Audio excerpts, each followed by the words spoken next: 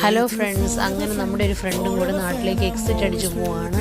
നമ്മൾ സ്ട്രേഞ്ചേഴ്സായിട്ട് 2 വർഷം ഒരു റൂമിൽ കണ്ടുമുട്ടി. പിന്നെ ബൈ ചോയ്സ് നമ്മൾ ഫ്രണ്ട്സായി അങ്ങനെ ഷോപ്പിങ്ങും കാര്യങ്ങളും ഫാമിലിയിലായിട്ട് ഷെയർ ചെയ്യുകയും വർത്തമാനം പറയുകയും അങ്ങനെ നമ്മൾ പിന്നെ അടിപൊളി ക്രൈം പാർട്ട്നേഴ്സായിട്ട് മാറി കേട്ടോ. അങ്ങനെ നമ്മൾ റൂമിൽ 6 മെമ്പേഴ്സ് ഉണ്ടായിരുന്നു. ഒരാൾ ഓൾറെഡി എക്സിറ്റ് പോയി, സാരിക, പിന്നെ അഞ്ചു നാട്ടിൽ പോയിരിക്കുകയാണ്. പിന്നെ ഞാൻ, വസന്ത ചേച്ചി, സൗമ്യ നമ്മളിത്ര സൗമ്യ ഇടയ്ക്കൊക്കെ പറ്റുമ്പോൾ സോനയായിട്ട് ഇവിടെ വരാറുള്ളതാണ്.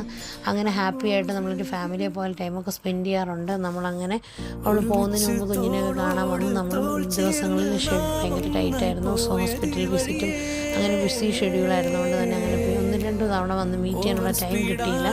അങ്ങനെ അവളൊരു ബ്യൂട്ടിഫുൾ ആയിട്ടുള്ള വൈറ്റ് ഡ്രസ്സൊക്കെ കുഞ്ഞിന് കൊണ്ടുപോയിട്ട് അതുപോലെ പൊന്നൂസിന് ചോക്ലേറ്റ്സൊക്കെ കൊണ്ടുവന്ന് നമ്മൾ ഒരുമിച്ച് ഇരുന്നേരം ഫുഡൊക്കെ കഴിച്ച് ചായ കുടിച്ച് കുറേ സമയം ടൈം സ്പെൻഡ് ചെയ്തിട്ടാണ് പിരിഞ്ഞത്. പിന്നെ നമ്മൾ സർപ്രൈസായിട്ടൊരു ചെറിയ ഗെറ്റ് ടുഗദറൊക്കെ കേക്ക് കട്ടിങ് കൂടെ പ്ലാൻ ചെയ്തിട്ടുണ്ടായിരുന്നു. പക്ഷേ അതുപോലെ 3-4 ദിവസം മാത്രമേ പോകാനുണ്ടായിരുന്നു. പേപ്പർ വർക്കും അതുപോലെ ഫ്രണ്ട്സിൻ്റെ കൂടെയുള്ള കുറച്ച് പാർട്ടിയും കാര്യങ്ങളൊക്കെ ഉണ്ടായതുകൊണ്ട് അത് കണ്ടിന്യൂ ചെയ്യാൻ വേണ്ടി പറ്റിയില്ല. പിന്നെ അന്ന് ഓർഡർ ചെയ്ത ഫുഡ് നമ്മൾ 2 ദിവസം കൊണ്ടാണ് കഴിച്ചു തീർത്തത്. ബിരിയാണിയൊക്കെ ഓർഡർ ചെയ്തിട്ട്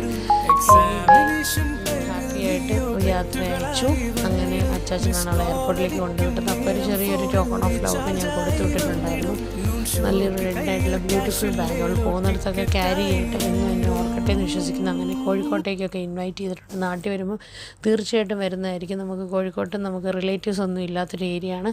അങ്ങനെ all the very best for your future. See you soon.